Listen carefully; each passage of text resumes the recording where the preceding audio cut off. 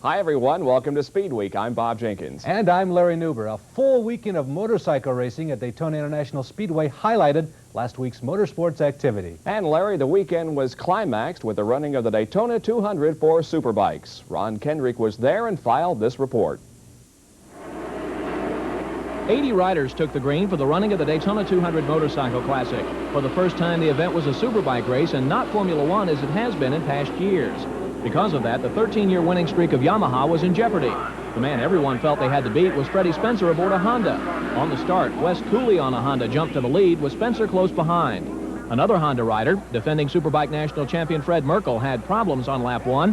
He was originally thought to be the rider with the best chance to beat Spencer. Spencer finally got into the lead, but just a few laps later, he had problems. Just missed and backfired. And so I looked around to see if it was smoking, thinking maybe it dropped a valve or something like that. And in that case, I would pull in. When I was coming down the front straight and coming in the pits, it seemed to clear up and run fine. So I come in and there was no oil leaking and they sent me back out. Spencer had a lot of time to make up, but he smoothly made his way through the slower traffic and continued to gain ground on the leader Cooley. When he finally regained the lead, an AMA scoring mix-up had Spencer a lap down. He wasn't, but it caused him a moment of concern. It sure did, because that's the thing you read by. When I caught Wes, I could see, and I wasn't even up on the lap board, and so I'd come by and they showed me -8, and so I was hoping that maybe they had missed me one lap, is what I was hoping, because I knew I wasn't a lap down. Spencer went on to win the race by about a minute and a half over Cooley. Jeff Haney on a Honda finished 3rd, Ron Haslam's Honda finished 4th, and Ruben McMurder on a Honda finished 5th. The Formula One bikes, which normally have been in the 200, saw action a couple of days earlier. Spencer was on the pole for that 100-mile event. He had an early challenge from fellow Honda riders Ron Haslam, Rich Slachter, Randy Renfro, and Wes Cooley. It was a challenge that didn't last very long. Once Spencer got into the lead, he simply pulled away from the rest of the field to win the race. For the most part, Cycle Week 85 at Daytona can be summed up in just 2 words: Freddie Spencer. I'm Ron Kendrick reporting for ESPN SpeedWeek at the Daytona International Speedway. Those were 2 of the 4 major pavement races there last weekend. Spencer, as Ron said, was dominant. He also won Saturday's Formula 2 race for lightweights. Now, Yamaha had won 18 of the last 20, but this started a clean sweep of 3 for the man from Louisiana. Battle of the Twins, divided into 4 classes on 2 races on Friday. The winners, Gene Church, David McClure, Roger Sears, and Will Roeder. And as if that isn't enough, they also always plow up the famous Tri-Oval at Daytona and make a motocross track. 96 riders entered the motocross portion of the Daytona 200 weekend, and it was one of the most competitive in recent years. Riders had to compete in several heats and qualifiers in order to make the main event. 40 started the feature, and Jeff Ward on Kawasaki number 2 pulled out to an early lead, but then Bob Hurricane Hanna, Honda number 25, began to catch Ward. Just past the halfway mark, Ward, while leading, falls in one of the turns and stalls the bike. That enabled Hanna to take the lead that he never gave up. Ward did recover to finish 2nd. Ron Lachine, David Bailey, and Brock Glover rounded out the top 5. Well, over near the other ocean, the Speedway bikes completed the Spring Classic Series. That's a warm-up to their regular season series. Long Beach Veterans Stadium, the only quarter mile in the U.S. sanctioned by the International FIN. Quarter mile, by the way, a big track for this type of racing. It takes a special touch. Basically, you lay the bike over and hold your breath for a couple of laps. Concentration is very important because it all happens so quick. Bobby Schwartz and John Sandona have won the previous 2 races this spring, but Sandona early finds out how rough tonight will be. A big crash in one of the heats saw Mike Mazzacane go down and take others with him. Warren Reed, ex-motocross racer, even smashed into the outside wall, but he walked away. Bobby Schwartz starred this day. After 23 prelims, he won the Classic Final. But the series champ was Mike Faria. In our next segment, an All-Pro wins the first All-Pro of the year. And Jimmy Hensley wins his first LMS race in 5 years. And his V6 proved superior last weekend as All-Pro opened its 1985 season at 5 Flag Speedway in Pensacola, Florida. It was called the Neil Bonnet Cars 200, and Lindley's 6-cylinder Camaro took the pole position. But Gary Ballou in the familiar number 112 wins the race to the first corner. Butch grabs back to spot on lap 2 as Mike Eddy and Bonnet battle for 3rd. Ballew's car is new and the bugs just aren't worked out yet. He begins to slip, losing positions to 1984 All-Pro champ Darrell Brown in number 58 and Rusty Wallace. Eddie's Dodge looked strong for a while, but a valve problem puts it out of the race. Just a little over a quarter of the way through the 200 lapper and Ballew is over the banking. There are no walls here and the car winds up close to the pine trees that separate the speedway grounds from the highway. Rusty Wallace, who's running car number 66, is a solid fourth when tire problems bring him in and cost him a lap. On the main straightaway, two cars tangle. It's 84 champ Brown and Mike Goldberg. They don't stop until they encounter a chain-link fence in turn one and damage an innocent rental car. The ensuing pit stop scramble the standings. Bonnet ends up leading a few laps with Lindley, who drives for Neal, pursuing. All-Pro regular Randy Crouch in number 3 has been battling many laps with Alton Jones, but he also has tire problems. By the way, All-Pro has a 2 tires per yellow pit stop rule, just like NASCAR. The yellow flashes on again. This time, Jay Cook spins down the backstretch, but is able to continue. Both Lindley and Jody Ridley come in for left side tires. Butch doesn't take on fuel, but Jody does have a close encounter exiting pit lane. Number 54, Russell Nelson, is temporarily in the lead, but is soon passed by Bonnet and Lindley. Rookie of the Year contender Daniel Keene slips off the pavement down the backstretch and spins in turn 3. Nelson has no place to go. Bonnet and 3 others are also involved, but Neal is able to continue. Butch Lindley leads all but 24 laps and collects $5,700. Everything went to what we wanted to do today. That makes a lot of difference, and we got every good break that you could possibly get. And the racetrack was real slick, and I said before the race, if that was the case, we'd have a little bit of advantage because the V6 wouldn't spin the wheels, and that's the way it come out. Jody Ridley was second, and Bonnet was third.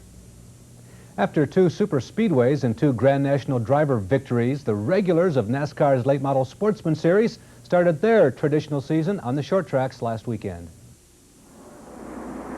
Hickory, North Carolina, up in furniture country and nestled comfortably in the Blue Ridge Mountains, a track where they have raced countless times before. Fiery Tommy Ellis was fast qualifier on the 3rd mile, but his new paint scheme, blue and white 12, slipped in the hole at the green because of a shifter problem. Early combatants for the lead were the primered 32 of Dale Jarrett, don't worry, they'll paint it, and the always present Morgan Shepherd. Soon there's a meeting of the fenders and Jarrett is temporarily alone up front. Jimmy Hensley, subbing for the recovering champ Sam R. 00, hasn't won since '79. He's the sentimental favorite, and he's in it for the lead. Ironman Jack Ingram, Skull Green, strikes when the iron's hot. He leads, and then Hensley, he's now in it for the win. Lap after lap, they ran in formation.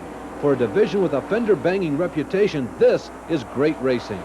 I tried him on the outside, and Jack was running really super down low, and so then I just dropped back. I didn't want to heat my tires up, and I was lucky enough to get under him one time, and my car stuck enough that I could get back in front of him, and that was the difference right there.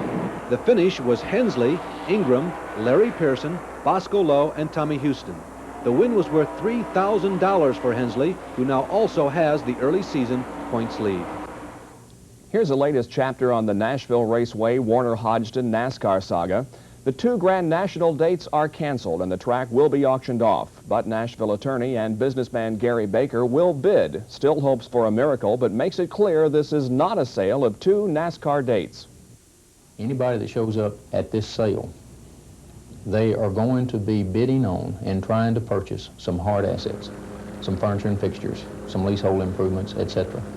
Also, they're going to be bidding on and trying to buy a block of corporate stock, which corporation owns the balance of the lease with the Tennessee State Fair Board. That's all they're buying. They are not buying 2 Winston Cup dates. The Nashville dates will not be replaced by NASCAR, and the management at Watkins Glen, which had hoped to get one of the dates, is said to be very unhappy with that situation.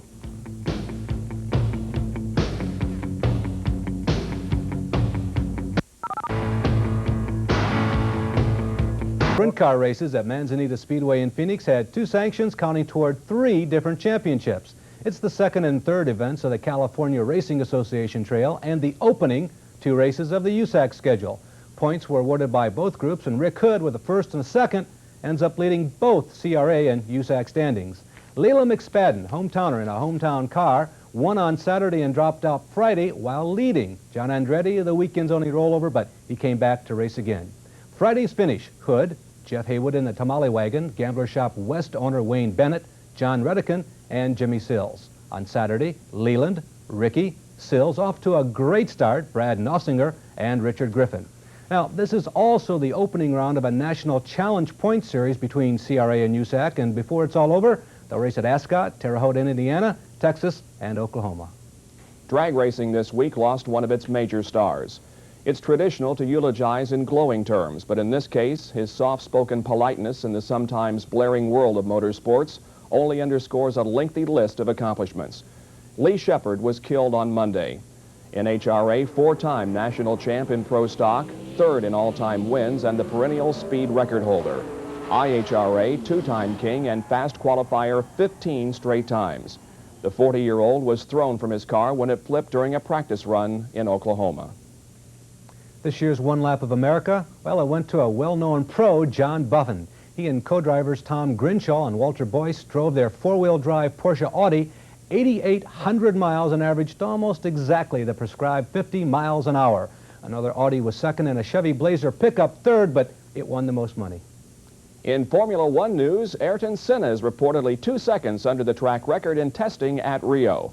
By the way, the Rio entry list is out, and it shows Francois Hainaut in the second Brabham car, Gerhard Berger teaming with Thierry Boutsen in the Arrows team, John Watson definitely in the second Tolman car, Mauro Baldi in the Spirit, and Jonathan Palmer will be the Zaxby driver. Well, a big triple header opened the Northeast modified racing season at Bridgeport, New Jersey last weekend. Jerry Gappens has the story. The powerful big block modifieds, the most popular race car found in the Northeast, headlined the triple header program with twin 20-lap features, while little brother, the small block sportsman, competed in one 20-lapper. 1984 Bridgeport modified champion Doug Hoffman dominated the afternoon, and his family prepped Bud Olson number 60 over. The first 20-lapper was easy for Hoffman as he took control from the pole and led every circuit en route to the checkered. Craig Van Duren put on a passing clinic as he came up from 22nd starting slot to claim runner-up honors. The nightcap was plagued with several cautions, including this one for a Billy Pouch spin in turn 4. Meanwhile, Hoffman worked his way up from the middle of the pack during the early laps, then made this outside pass on leader Ronnie Tobias on lap 8. The red flag was displayed as Jack Johnson and C.D. Covell got together in turn 2 with Covell's car landing upside down. Neither driver was injured. On the restart, John Pittner made contact coming out of turn 4 and flipped down the front straightaway. John crawled out uninjured as well. When the green finally reappeared, no one could catch Hoffman as he posted win number 2 and collected $2,200 for his efforts, as Van Doren duplicated his earlier second-place finish. Charlie Eckert took home the first-place prize in the sportsman feature, while Glenn Smith recovered from 3 flat tires to finish second. In our next segment, comments from Dan Gurney and the newest Skoll brother, Tom Sneva. And a report on how preseason IndyCar testing can get downright boring. Stay with us. Scheduled for March 31st at Phoenix has been postponed until later this year. Rick Mears is beginning to think seriously about returning to racing. Rick, who was injured in a crash at San Air Speedway in Canada last year, looks a little thinner and is concerned about going the entire distance in the early kart races. Well, that's what we ought to find out. We won't know until the time comes. You know, I think possibly we will be. If we aren't, we aren't. If we are, we are. It's there's nothing we can do about it. So we just got to play it by ear. And if I don't feel I'm 100%, I'll try to run a pace that's comfortable on me to run the whole race. And if it gets to bother me too much, I'll park it. By the way, Rick ran about a half-second faster than teammate Danny Sullivan recently while testing at Phoenix. As we reported a few weeks ago, Roger Penske will promote the Cleveland IndyCar race. Roger has signed a 5-year contract with the city, but the race apparently will not be held at Burke Lakefront Airport next year as it will this year. And as we reported last week, Bobby Rahal will have the Budweiser sponsorship this year, in fact, for the next 4 years. And a joint venture between True Sports and March USA will make the Rahal car a factory machine. Testing of the new Anson Super V had to be canceled here in the United States because outside suppliers in England were unable to deliver their products. Testing is now scheduled in England before the cars are shipped to the United States. IndyCar testing at Indianapolis has produced a 209 lap for Mario Andretti. It seems like everywhere you go around the world you see Skoll Green. Well, it all started about 5 years ago. We flew out and were met at the airport with 2 large white Cadillacs, and we were taking the Burt Reynolds home for cocktails and wined and dined that evening. And the end result, I guess, we have about $11 million invested in automobile racing, and I'd like to. This occasion, the official announcement of the newest Skoll team, Dan Gurney and Mike Curb's Indy cars. Tom Sneva and Ed Pym, drivers, helped unveil the new cars and then whisked off to Phoenix for the first test. Remember when Green was unlucky? Gurney has never followed suit with the rest of the designers. He's always sought a better mousetrap. His cars once dominated, but haven't won since '81. Finally on the track. Does that mean you're ready, Dan? As a matter of fact, even though you haven't noticed this, we have been there, but we haven't been as competitive, which is why you haven't seen us. We ran, last year, we ran every race with a stock block Chevrolet Pontiac engine, non-turbocharged, in an Eagle that was an evolution of what started out in 1979. But this is from a clean sheet of paper, from scratch, a brand new car. Radical probably best describes Dan's cars in the past. How about it, Tom Sneva? This one, too? No, it's a lot less radically different than the '84 Eagle. This is more conventional, if conventional as a March or Lola, than the '84 Eagle. And so, you know, we're not as far off from what they're doing as he was in '84. SpeedWeek reporter Rick DeBrule found out recently that the exciting life of a race driver, especially during test time, isn't all that exciting. It sounds like such a simple proposition. Before the first race, you decide to test your car. You bring your transporter and your equipment and your crew, and you come to a place like Phoenix International Raceway, and you put in a lot of miles. You see just how fast that car really is and make those all-important improvements. Well, it isn't that simple. It's actually an expensive lesson in hurry up and wait, because each new idea, each little change inevitably means jacking up the car and taking something else apart. As far as the testing is concerned, sometimes it's very tedious work and not always rewarding, because you try so many weird theories that you don't dare try on a race weekend. For the crew, it's full day of work, but for us, we just sit. You know, we go out, do a few laps, come in, and sit and wait for them to make a few adjustments and go out again. To give you an example as to how a day can go, we've been here for about 3 hours, and in 3 hours, that car has not moved 1 inch. And for the team owner, that means ulcer time. It works out to be about $10,000 a day. It may be frustrating, but it's necessary. Just ask a driver who's raced on teams that couldn't afford a lot of testing. There's no question about it that you're going to be behind. You know, you're going to be having to play catch-up right from the start. And I think just about everybody who tests all the time has a little bit more confidence going into it. So while it may mean a lot of sitting around, it's a lot better to sit now than it is the day before the race. In Phoenix, Rick DeBrule reporting for SpeedWeek. Here's this week's trivia tester. Who among the following has never won an all-pro sanctioned race? A, Darrell Waltrip, B, David Pearson, C, Mike Alexander, D, Bob Seneker, or E, Lake Speed? The answer coming up.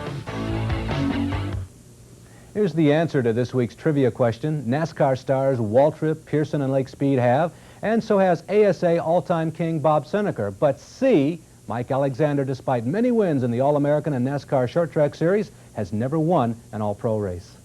While most race drivers try to avoid making contact with fellow competitors, the opposite was true last weekend in Marion, Ohio. This is an indoor destruction derby, and there are a couple of basic questions that have to be answered early. First, to the spectators, why come here? It's good! Well, what's your favorite part about it? Where they shoot out the fire in the pipes. And secondly, to driver Rod the Animal Evans, what's the strategy? Just put her to the floor and go like hell.